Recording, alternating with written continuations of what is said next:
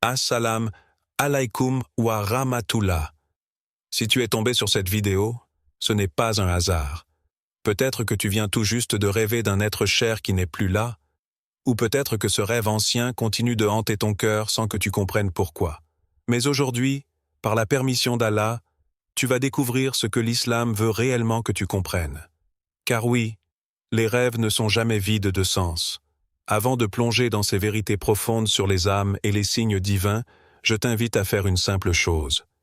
Abonne-toi si tu veux explorer avec moi les mystères de la conscience, de l'âme et de la sagesse islamique.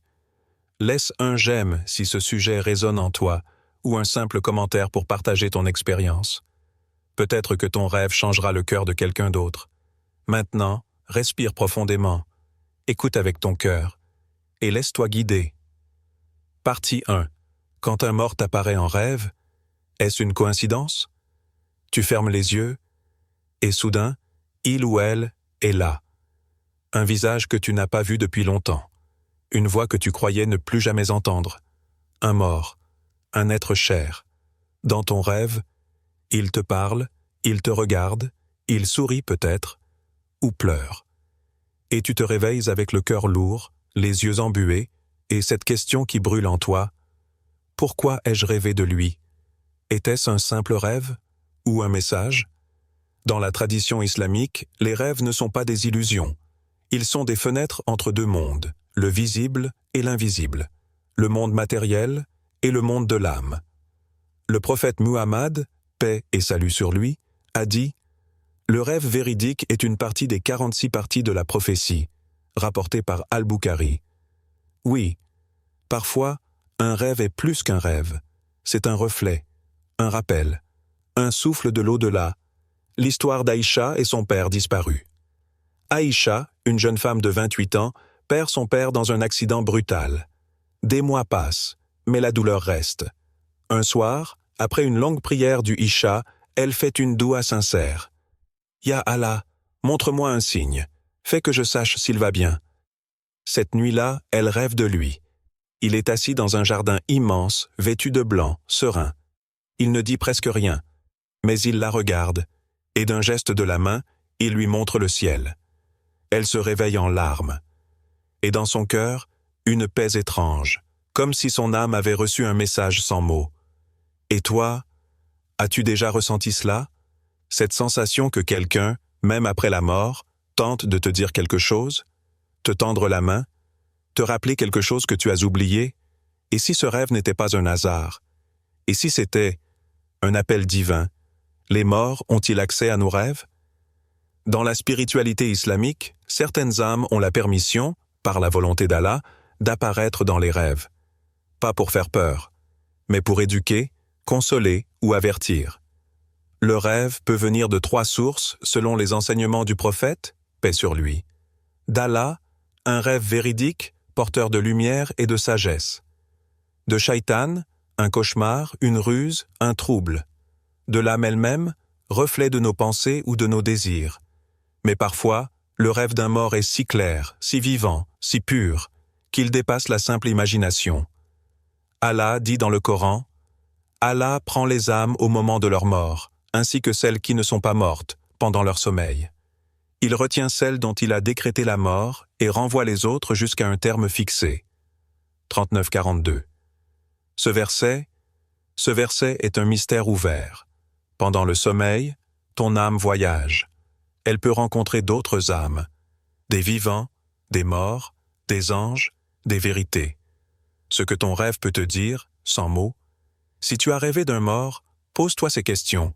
Était-il silencieux, paisible ou agité? T'a-t-il dit quelque chose? T'a-t-il montré quelque chose? T'a-t-il demandé une faveur? Une prière? Une sourate?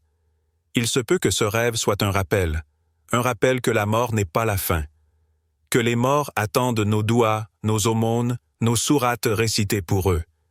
Et ne dis pas de ceux qui sont tués dans le chemin d'Allah. Ils sont morts. Au contraire, ils sont vivants, mais vous n'en êtes pas conscients. 254. Une question pour ton âme. Quand tu rêves d'un mort, est-ce lui qui vient à toi, ou est-ce Allah qui te pousse à revenir vers lui? Est-ce un simple souvenir, ou un appel du cœur, Pour prier, pour te reconnecter, pour corriger ta trajectoire? Rappelle-toi, chaque rêve est un monde, et certains rêves sont une miséricorde, un moyen pour Allah de réveiller ce qui dort dans ton cœur. Partie 2. Et si ce rêve était un appel à l'action? Il y a des rêves qu'on oublie en quelques minutes, et il y a ceux qui marquent l'âme à jamais. Quand un mort te parle en rêve, ce n'est pas seulement pour te troubler, c'est parfois pour te réveiller.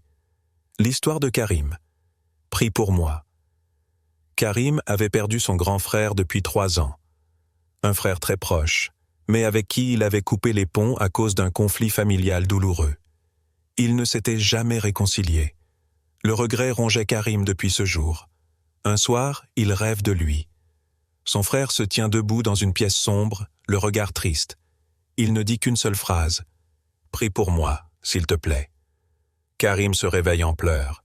Il sent que ce n'est pas une illusion, c'est un appel, un cri silencieux d'une âme qui attend une miséricorde venue de ce monde.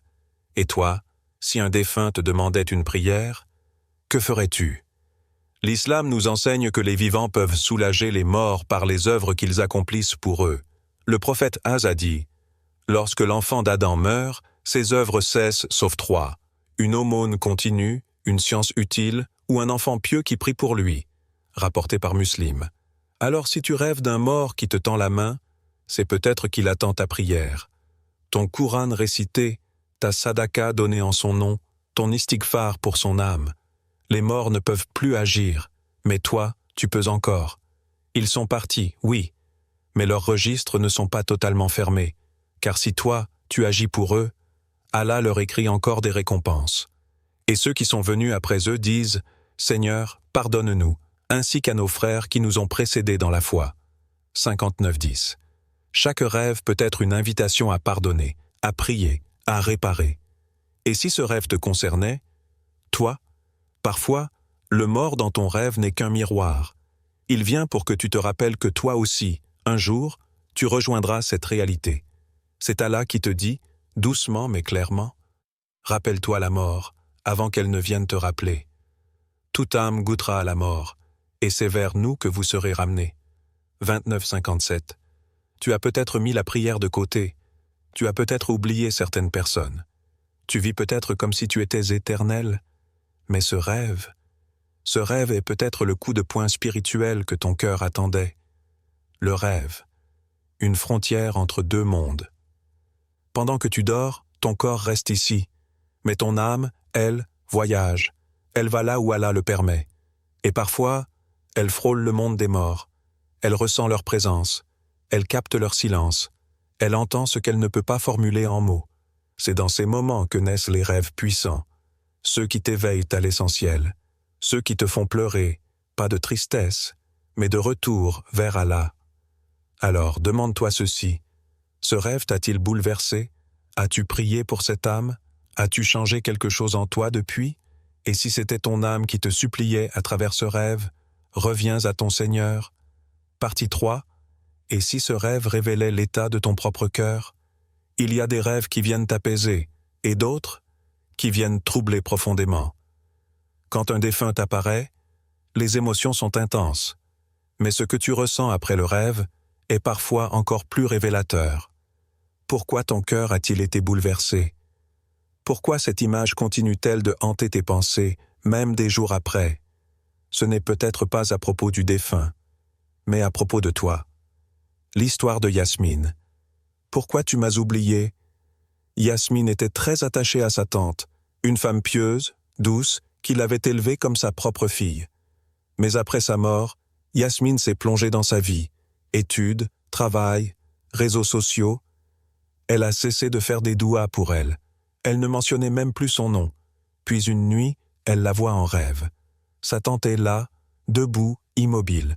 Son regard est fixe, triste. Et elle dit une seule chose. « Pourquoi tu m'as oublié ?» Yasmine s'est réveillée en sanglots. Ce rêve l'a poursuivie des semaines entières.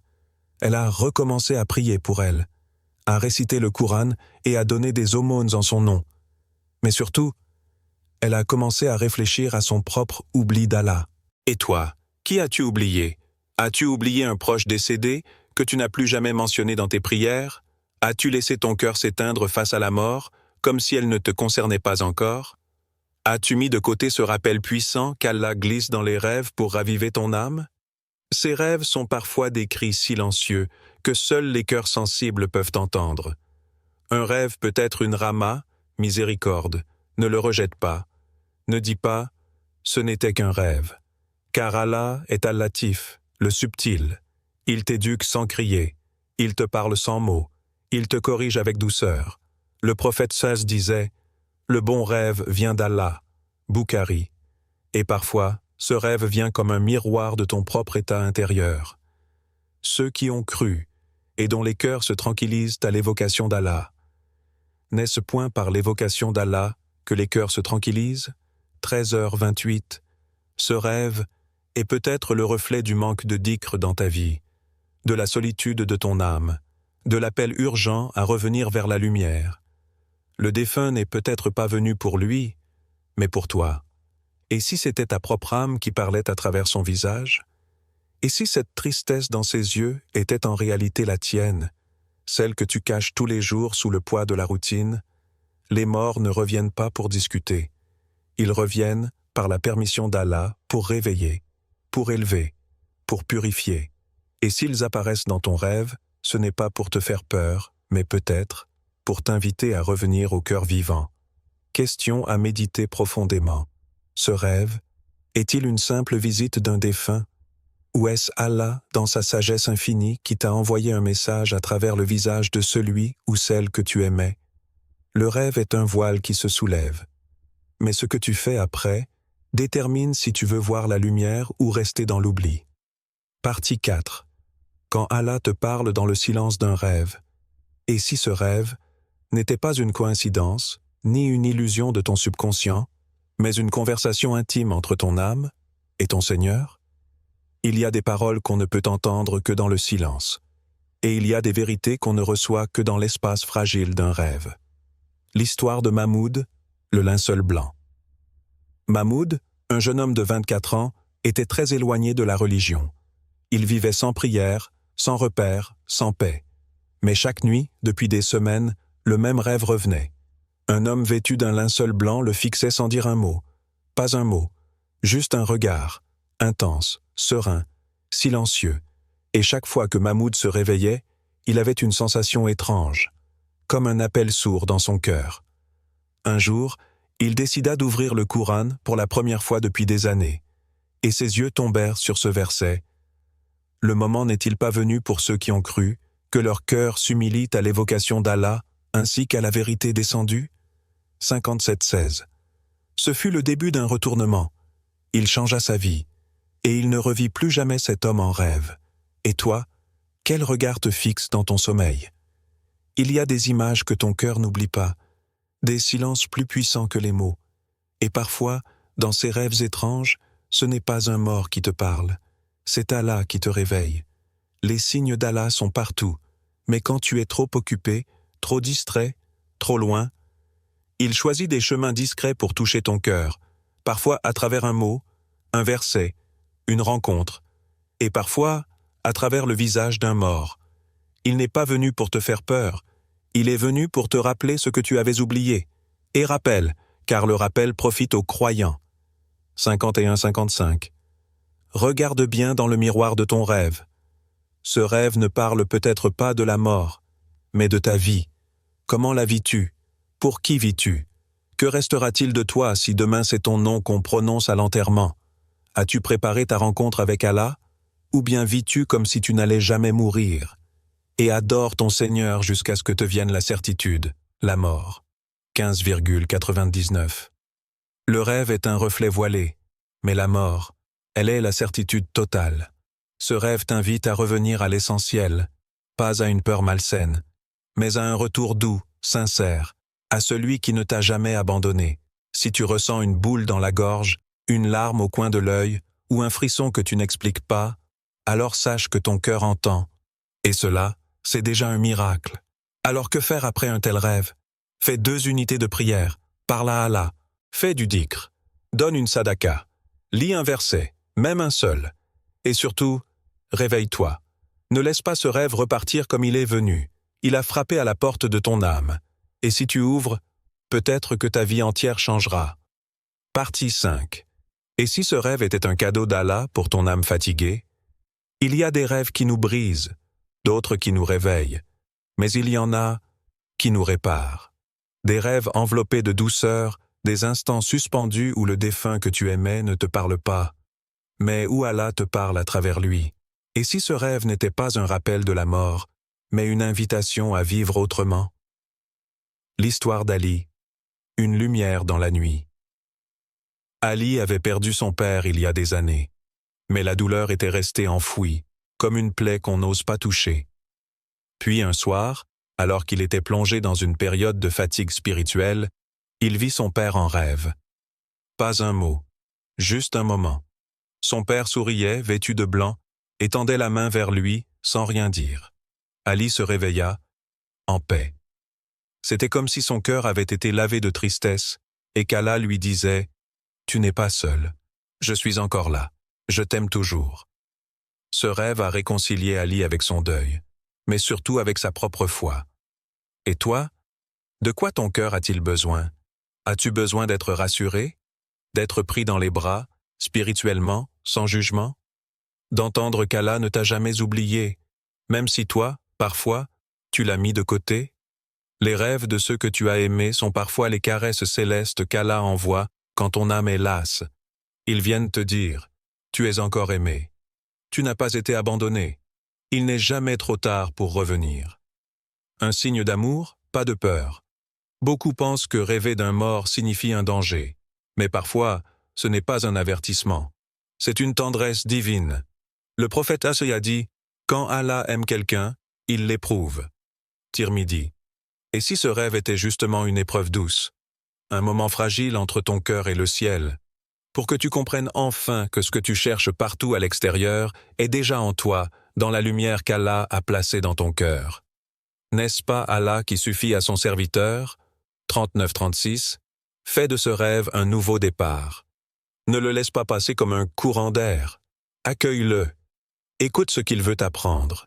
Prie doucement, même si tu ne sais dire que quelques mots. Ouvre le Coran, même pour une seule ligne. Demande pardon, même en pleurant sans mots. Rappelle-toi que tu es capable de revenir, car Allah t'attend. Ce rêve t'a été donné comme un baume, pas comme un fardeau. Un message à ton âme, tu n'es pas oublié. Il y a peut-être des gens qui t'ont abandonné, des souvenirs qui t'ont fait mal, des jours où tu t'es senti inutile, invisible, perdu. Mais ce rêve, ce regard, ce silence, ce sourire venu du monde de l'invisible, était peut-être le message le plus profond que ton âme avait besoin d'entendre. Allah t'a vu, Allah t'a entendu, et il a répondu par un rêve. Partie 6. Après le rêve. Que faire pour ton âme et pour le défunt?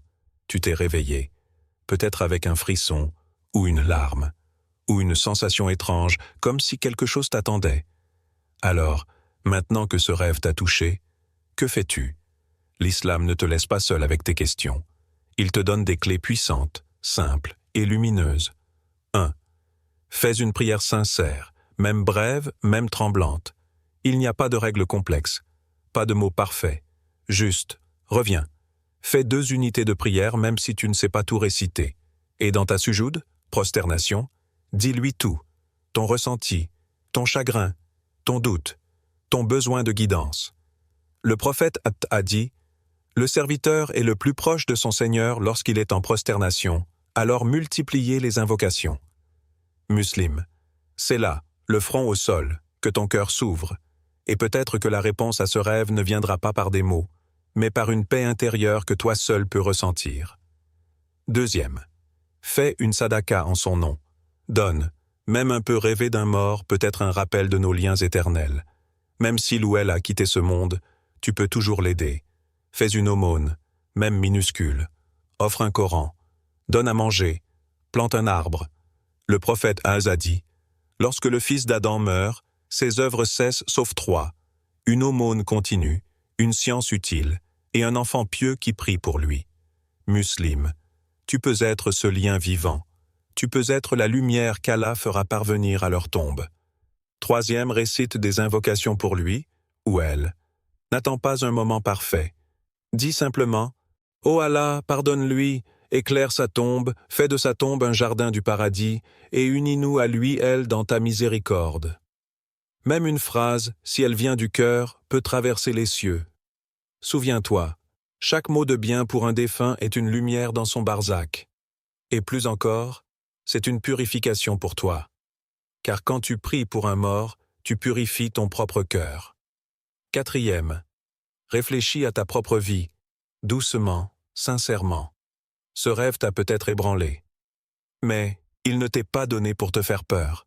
Il est là pour t'éveiller. Alors pose-toi, même 5 minutes. Demande-toi, suis-je en train de vivre pour ceux qui ne meurent pas? Suis-je prêt à rencontrer mon Créateur si je le rencontre cette nuit? Ai-je des choses à réparer, à pardonner, à commencer? Ô vous qui avez cru, repentez-vous à Allah d'un repentir sincère. 66,8. Tu n'as pas besoin d'être parfait pour revenir à Allah. Tu as juste besoin d'être vrai. 5. Pardonne, libère, aime, car la vie est fragile. Ce rêve est peut-être venu te dire que tout peut s'arrêter soudainement. Alors pardonne à ceux qui t'ont blessé. Demande pardon à ceux que tu as blessés. Aime ceux que tu négliges. Et n'attends plus demain pour dire « Je t'aime, Phila ». Le prophète Waz disait « Ne retarde pas le bien, car tu ne sais pas ce que demain réserve. Et si ce rêve t'a touché, alors c'est qu'Allah t'aime encore. Il t'appelle doucement pour que tu reviennes à lui. » Partie 7. Ce rêve n'était peut-être pas un rêve. Il est facile d'ouvrir les yeux, de regarder le plafond dans le silence d'une nuit et de se dire « Ce n'était qu'un rêve ». Mais au fond de toi, tu sais que c'était plus. Tu sens que c'était un rendez-vous, un moment que la raison ne peut pas expliquer, mais que ton âme reconnaît. Et si cette visite nocturne venait de l'invisible? Et si cette personne que tu as aimée n'était pas venue te troubler, mais te rassurer? Et si Allah t'avait choisi, cette nuit-là, pour entendre un message qu'il t'envoie depuis longtemps, mais que tu n'avais jamais vraiment écouté? Un message qui dit « Tu n'es pas perdu, je suis là, reviens à moi ». Parfois, ce sont les morts qui réveillent les vivants. Ils n'ont plus de voix, plus de corps, mais Allah peut leur permettre d'apparaître, pour réveiller ton cœur, pas pour te faire peur, mais pour t'appeler à l'essentiel, ta relation avec ton Créateur, le rappel que rien ne dure ici-bas, et la promesse que rien n'est jamais fini tant qu'il y a la foi. Et sachez qu'Allah s'interpose entre l'homme et son cœur. 8.24. Tu penses que c'était un rêve, mais peut-être que c'était une intervention divine.